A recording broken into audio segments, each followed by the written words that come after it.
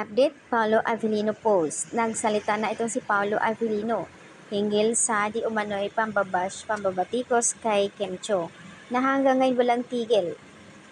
Samantala, komento ng karamihan na lumalaban na nga raw si Pao sa lahat ng mga gustong sumisira kay princess niya. Sana nakita at narinig ng mga gustong sumisira sa kanila ang sinabi ni Pao na patibay-patibay ang relasyon nila. Kaya wag na sanang magbigay na kung ano pa yung issue about sa kanila. Patunay nga lang daw na ang pagtanggol, kaya pinagtanggol ni Paolo Avellino si Kim sa mga bashers dahil nga patunay nga raw na mahal na nga nila ang isa't isa, na walang sino mang makapapantay, walang sino mang makakasira sa kanilang relasyon, na ayaw niya kay Pao patibay ng patibay ang kanilang samahan, and ayon din kay Kim, masaya sila pareho. Kaya nga naman minsan sa mga post caption ni Pao sa kanyang FB page na although mga cryptic post, pero yun po ay pasaring para sa mga bashers na walang tigil ang pambabash kay Kim Cho. Syempre naman, kahit sino naman, kung talagang mahal mo ang tao, hindi mo pwedeng hayaan na ibabash na lang na walang dahilan, di ba?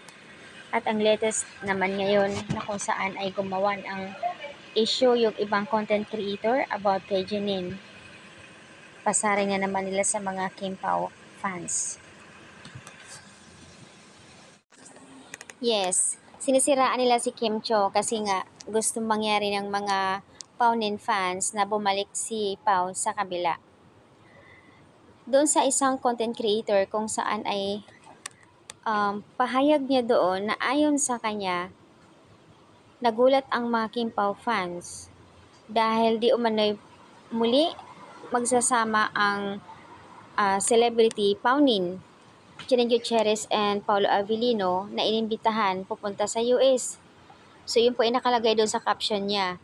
Anong masasabi niyo, Kim Pao fans? So natutuwa ang mga Paonin fans. So kaya ang daming nagre-react doon sa sa post ng isang content creator na kung saan ay talagang ang daming nag-share, daming nagbigay komento na halos mga Paonin. Kaya nga sabi nung isang Kim Pao fans na wag na magbigay reaction kasi 'di ba?